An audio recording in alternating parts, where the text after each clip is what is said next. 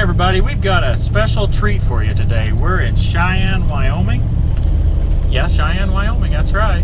We're going to meet one of our viewers and a big-time Green Tractor Talk follower. So stay tuned. Yeah, that's right. Today we're going to meet Blake. Hi. Now Blake's got his own channel. His handle on YouTube is GuyInWY. Now WY, that's Wyoming for those of you that own a Mahindra. So that would be GUYINWY. There you go. I would say that Blake's channel is just a little bit different than ours, and one thing I might say is that, you know, on our channel you might see something like me changing the engine oil, things like that. Well, on Blake's channel you'll just see him changing the engine. True. Or on my channel you might see us putting on like a, you know, one of those cityfied kind of tonneau covers over the truck bed. On Blake's channel you're just going to see him putting on the truck bed. Yeah. So that's kind of the difference right there in a nutshell in our channels. Blake's got some really good stuff, really interesting stuff going on.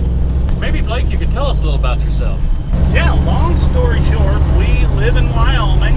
We're down here right just a little bit west of Cheyenne, outside a town called Horse Creek. And we have a small hay operation and a small cattle operation. We run a lot of older equipment because we are small. There are some budget limitations. So because of that, we do a lot of mechanical work and a lot of repairs and that kind of thing. Are you full-time in the ranching business now then? Almost. I'm getting there. I'm still technically a heavy equipment field service mechanic. Okay. So if I understand correctly, about the time I got involved with Green Tractor Talk, you were still in Tennessee, and you moved from Tennessee, right? Yes, we came back out here from a town called Gallatin, Tennessee, which is just maybe 45 minutes kind of northwest of Nashville. Okay. Why would anyone move from Tennessee to Wyoming? Why would anyone live in Tennessee when you can live in Wyoming? You know, I think that is a good answer, because a lot of us in the Midwest or the East have considered what it would be like to live in the West. Right. In the big country. Right. When I was a kid, my dad was a union electrician. IBEW, did a lot of industrial electrical kind of stuff. Okay.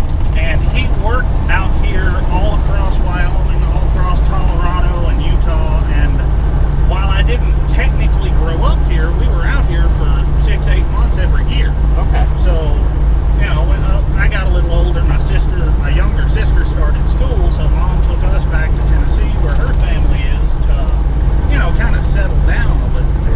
Right. Wyoming, I've always felt like it was home. Okay.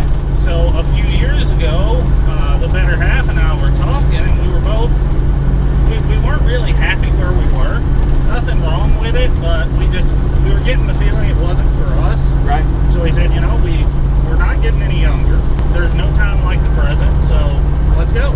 Yeah, I think that's a great time to do that kind of thing. You know, Christy and I talk about it at this point. We think, yeah, we're too old for that. Right. So if we're going, we're going.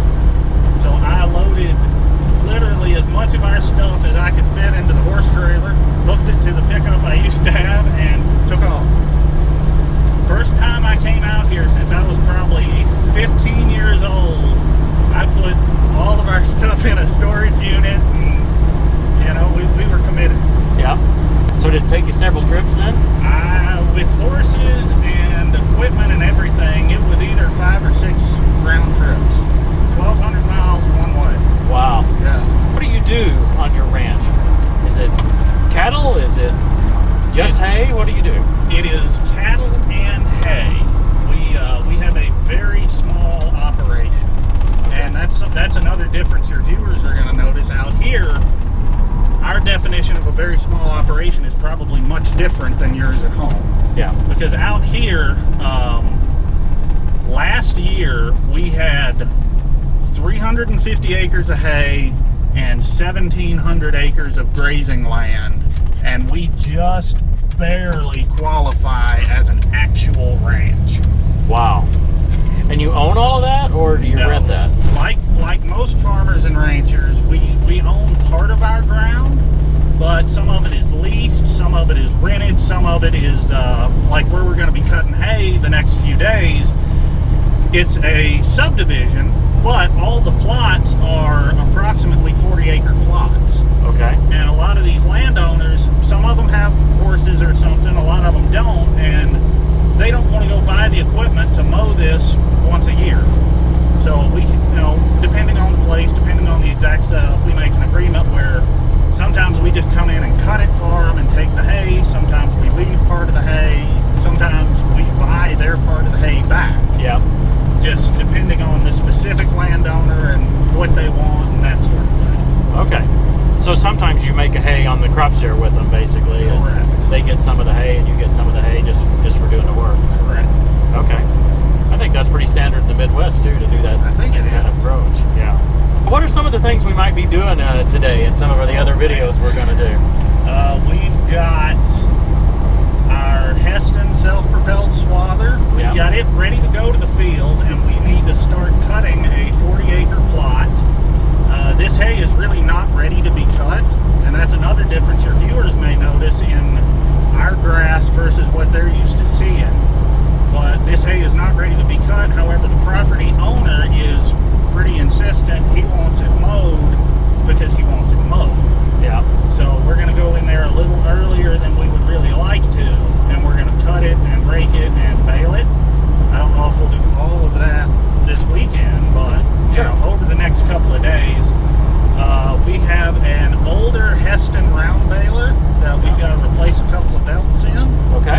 And we have my John Deere tractor, the 5320. I've got to put the loader back on it, and I'm sure we'll have some other miscellaneous tours involving it to do. Okay, that sounds good. That's probably about it for this video. Look forward to the rest of them. It's going to be a lot of fun with Blake, and Christy and Catrill are here too. They're following us in another vehicle. I think Blake's got a new little dog here in the back seat. We'll get to see her in another video, I'm sure. So this is exciting. Hang with us for the next few episodes, and we'll see you next time on Tractor